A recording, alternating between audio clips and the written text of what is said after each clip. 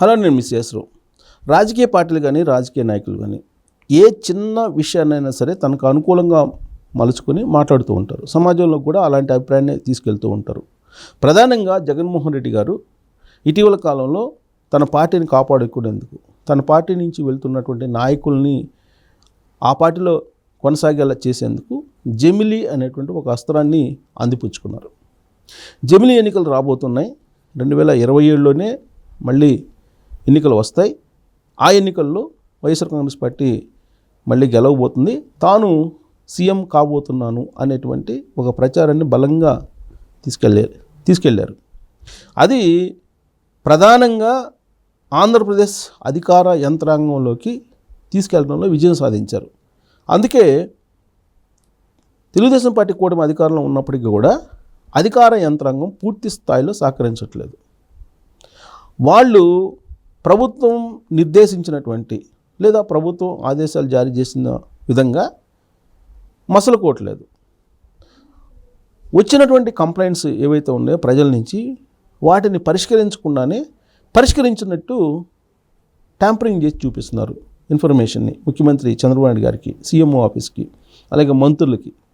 దానికి కారణం ఏంటంటే 2024లోనే మళ్ళీ జమిలీ ఎన్నికలు రాబోతున్నాయి. మళ్ళీ ప్రభుత్వం మారుతుంది. ఈ ప్రభుత్వం ఏదో హానిమూన్ పీరియడ్లో ఉంది అనేటువంటి అభిప్రాయం అధికార యంత్రాంగంలో నింపారు జగన్మోహన్ రెడ్డి గారు. జమిలీ ఎన్నికలు రాబోతున్నాయని దానికి అనుగుణంగానే జమిలీ ఎన్నికలకు సంబంధించినటువంటి బిల్లు పార్లమెంట్లో పాస్ అయింది, లోక్సభలో. కానీ 3/2 మెజారిటీ లేదు. సాధారణంగానే పాస్ చేశారు దాన్ని. అందుకే పార్లమెంటరీ జాయింట్ కమిటీకి పంపించారు దాని మీద అధ్యయనం చేయడానికి. అధ్యయనం చేసిన తర్వాత ఆ బిల్లులో రాజ్యాంగ సవరణలో ఏమేమి చేయాలనేది నిర్దేశిస్తారు. ఆ మేరకు 3/2 మెజారిటీ ఉంటేనే ఆ బిల్లు పాస్ అవుతుంది.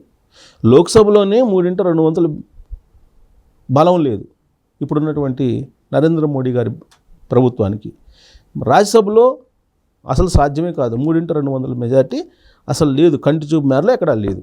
ఇలాంటి పరిస్థితుల్లో జమిలీ ఎన్నికల బిల్లు పాస్ అవుతుందా అని అంటే $1 మిలియన్ క్వశ్చన్. అది కారణం ఏంటంటే విప్ జారీ చేశారు. జమిలీ ఎన్నికలకు సంబంధించిన బిల్లు ప్రవేశపెట్టేటప్పుడు లోక్సభలో బీజేపీకి సంబంధించిన ఎంపీలే దాదాపు 40 నుంచి 50 మంది గైర్హాజరయ్యారు. టోటల్గా 70 చిల్లర మంది గైర్హాజరయ్యారు. దాంట్లో బీజేపీ వాళ్ళే 40-50 మంది ఉన్నారు. అంటే నరేంద్ర మోడీ గారు విప్ జారీ చేసినా కానీ ఈ బిల్లుని ప్రమోట్ చేయడానికి కానీ ఈ బిల్లుకి మద్దతు ఇవ్వడానికి కానీ బీజేపీకి సంబంధించిన ఎమ్మెల్యేలే మెజారిటీ హాజరు కాలేదు, గైర్హాజరయ్యారు. అంటే కంటి చూపు మేరలో జమిలీ ఎన్నికల బిల్లు ఇప్పట్లో పాస్ అయ్యేదానికి అవకాశం లేదు అని చెప్పి అర్థమవుతుంది. ఒకవేళ పాస్ అయినా 2029లో మాత్రమే జమిలీ ఎన్నికలు ఉండే అవకాశం ఉంది. ఒకవేళ పాస్ అయితే, పాస్ కావడానికి అవకాశం లేదు. ఒకవేళ నరేంద్ర మోడీ గారు, అమిత్ షా గారి రాజకీయ చాతుర్యంతో అటు లోక్సభలో ఇటు రాజ్యసభలో 3/2 మెజారిటీతోటి రాజ్యాంగ సవరణలు చేసి పాస్ చేయించారు అనుకుందాం కొద్దిసేపు. అది జరిగినప్పటికీ కూడా 2029లో మాత్రమే ఎన్నికలు వస్తాయి, జమిలీ ఎన్నికలు. ఈ విషయాన్ని చంద్రబాబు నాయుడు గారు గత 4 రోజుల నుంచి చెప్తూ ఉన్నారు. కానీ ఎవరు పట్టించుకోలేదు పెద్దగా. ఒక పార్టీ, సొంత పార్టీ వాళ్ళు తప్ప వైఎస్ఆర్ కాంగ్రెస్ పార్టీ కానీ జగన్మోహన్ రెడ్డి గారి టీం కానీ చంద్రబాబు నాయుడు గారు చెప్పిన దాన్ని పట్టించుకోవాలి. 2027లోనే ఎన్నికలు వస్తాయి.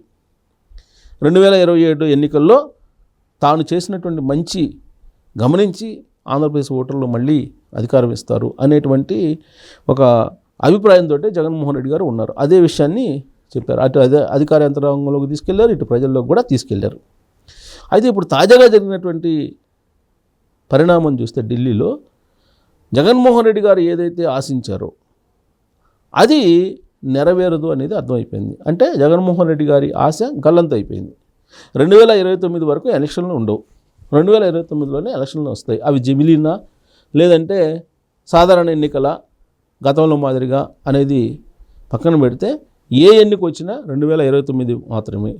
2029 లోపల జరిగేది ఏంటి అని అంటే కనుక నియోజకవర్గాల పునర్విభజన జరుగుతుంది. ప్రస్తుతం జనగణన జరుగుతుంది. ఈ జనగణన ముగిసిన తర్వాత 2026 నుంచి 2028 వరకు నియోజకవర్గాల పునర్విభజన అనేది దేశవ్యాప్తంగా జరుగుతుంది. ఆ తర్వాత 2029లో ఎన్నికలు వస్తాయి. ఈ నియోజకవర్గాల పునర్విభజనలో ఏం జరుగుతుంది, ఎలా జరుగుతుంది అనేది మనం 2009 ఎన్నికలకు ముందు జరిగినటువంటి నియోజకవర్గాల పునర్విభజన కనుక గమనిస్తే మనకు అర్థమవుతుంది. ఆ రోజు జరిగినటువంటి నియోజకవర్గాల పునర్విభజనలో రాజశేఖర రెడ్డి గారు ముఖ్యమంత్రిగా ఉన్నారు ఉమ్మడి ఆంధ్రప్రదేశ్కి. కాంగ్రెస్ పార్టీకి అనుకూలంగా నియోజకవర్గాల పునర్విభజన చేశారు.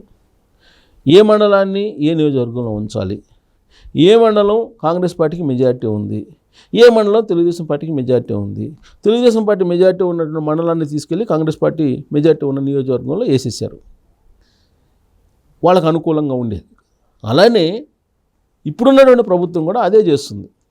గతంలో రాజశేఖర రెడ్డి గారు చేసినట్టే ఇప్పుడు చంద్రబాబు నాయుడు గారు కూడా చేసేటువంటి అవకాశం ఉంది. అందుకే 2009లో రెండోసారి ముఖ్యమంత్రి కావడానికి రాజశేఖర రెడ్డి గారికి పునర్విభజన నియోజకవర్గాలది ఉపయోగపడింది. ఈసారి కూడా కూటమి రావడానికి నియోజకవర్గాల పునర్విభజన అనేది బాగా ఉపయోగపడుతుంది అనేటువంటి విషయం అందరికంటే కూడా జగన్మోహన్ రెడ్డి గారికి బాగా తెలుసు. అందుకే 2029లో కూడా వైఎస్ఆర్ కాంగ్రెస్ పార్టీ అధికారంలోకి వచ్చేటువంటి అవకాశం లేదు అనేది బాగా రాజకీయ వర్గాల్లో వెళ్ళిపోయింది. అందుకే పెట్టుబడిదారులు ఇప్పుడిగా ఆంధ్రప్రదేశ్కి వస్తున్నారు. ఈ భూతాన్ని తరివేసేంత వరకు పెట్టుబడులు రావు అని చెప్పి చంద్రబాబు నాయుడు గారు చెప్పారు. ఆ భూతం ఉండదు అనేది ఇప్పుడు పార్లమెంట్లో జమిలీ బిల్లు వచ్చిన తర్వాత పెట్టుబడిదారులు పారిశ్రామికవేత్తల్లో బలంగా వెళ్ళిపోయింది ఢిల్లీ నుంచి సంకేతం. అందుకే పెట్టుబడిదారులు ఈ మధ్యకాలంలో ఆంధ్రప్రదేశ్కి విస్తృతంగా వస్తూ ఉన్నారు. బీపీసీఎల్ కానీ, లేదా గూగుల్ కానీ, లేదా టీసీఎస్ కానీ, ఇవన్నీ యూనివర్సిటీలు కానీ ఇవన్నీ వస్తూ ఉన్నాయి. డీప్ టెక్కి సంబంధించినటువంటి కంపెనీలు కానీ, ఐటీకి సంబంధించినటువంటి కంపెనీలు, యూనివర్సిటీలు ఇవన్నీ కూడా హైదరాబాద్కి క్యూ కడుతూ ఉన్నాయి. అలాగే ప్రధానమైనటువంటి నగరాలతో పాటు సింగపూర్ లాంటి దేశాలకు కూడా గన్నవరం నుంచి డైరెక్ట్గా ఫ్లైట్లు వేస్తూ ఉన్నారు. దీని అంతటికీ కారణం ఏంటంటే జమిలీ ఎన్నికలు 2027లో రావు, 2029లో వస్తాయి. 2029లో వచ్చినా కానీ నియోజకవర్గాల పునర్విభజన జరుగుతుంది. అప్పటికే పునర్విభజన జరిగిన నియోజకవర్గాలకు అనుగుణంగా ఎలక్షన్ జరుగుతాయి. ఆ ఎన్నికల్లో ఎట్టి పరిస్థితుల్లో వైఎస్ఆర్ కాంగ్రెస్ పార్టీ అధికారంలోకి వచ్చే అవకాశం లేదు.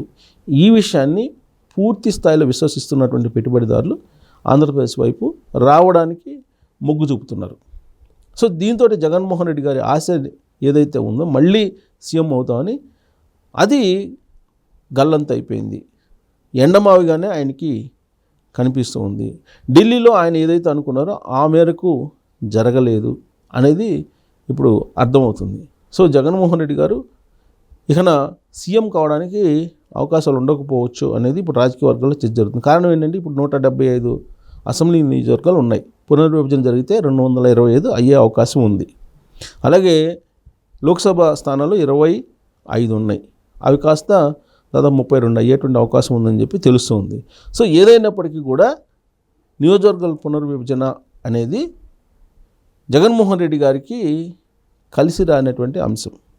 అలాగే జమిలీ ఎన్నికలు ముందొస్తాయని చెప్పి ఎక్స్పెక్ట్ చేశారు, అవి రావు అనేది అర్థమైపోయింది. దీంతో ఏ కోణం నుంచి చూసినా జగన్మోహన్ రెడ్డి గారి ఆశలు గల్లంత అయినట్టే. ఆంధ్రప్రదేశ్కి పెట్టుబడిదారులు స్వేచ్ఛగా రావడం అనేది ఒక పాజిటివ్ సంకేతం.